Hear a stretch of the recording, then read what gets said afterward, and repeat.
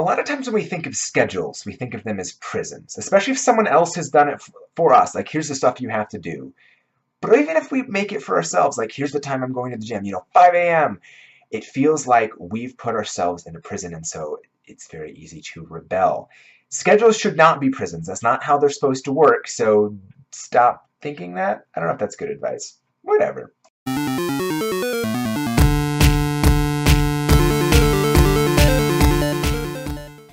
I think a similar thing happens with budgets.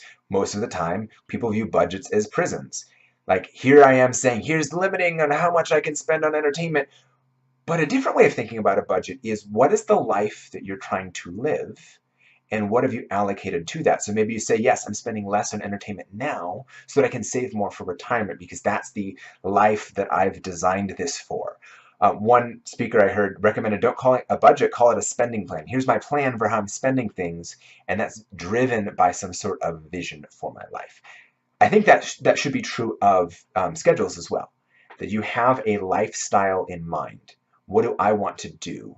And how can I give time to those things to make that happen? Unless you've intentionally designed a schedule, you probably have never given thought to what is the life I'm trying to live and what time do I need to sink in to make that happen. So if you haven't thought about it, now is your time to think about it. Now, some things you won't have control over. Designing a life does not mean you have 100% freedom over things, which I don't think would be good anyway. Like, if you're a student, you don't get to pick when your classes are, and in some cases you don't even get to pick what the classes are, but you have chosen to be a student, because that means that that's getting you, being a college graduate is going to get you where you want to go, that kind of thing. Or if you're married and have a family, you've chosen that, and so your responsibilities to your family are legitimate and good.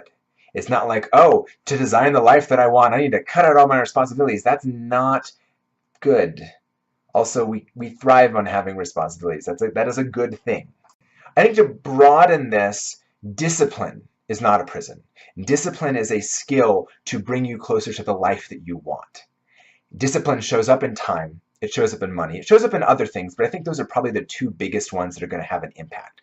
Like, if someone looks at your schedule and looks at your bank account, they can tell what's important for you. That's kind of an uncomfortable thing. Like, do those two things reflect who I want to be as a person? Do they reflect the fact that I want to be a Catholic who's on mission and trying to bring other people to Jesus? If the answer is no, then make tweaks, small tweaks, not like, big overhaul. That's too much. Like, 1% improvement every day is better. But get those in line with where you want to go. Heroes know what they're about, at least once they have their mission. Like, early on in the story, they can be fairly whiny and not want to be part of the story. Like, take Luke Skywalker in the original Star Wars. Does not want to take part in this saving the galaxy thing. But once the hero knows their mission, everything is about that. There are, of course, going to be difficulties along the way. There's going to be setbacks. There are going to be challenges. There are enemies, all of that.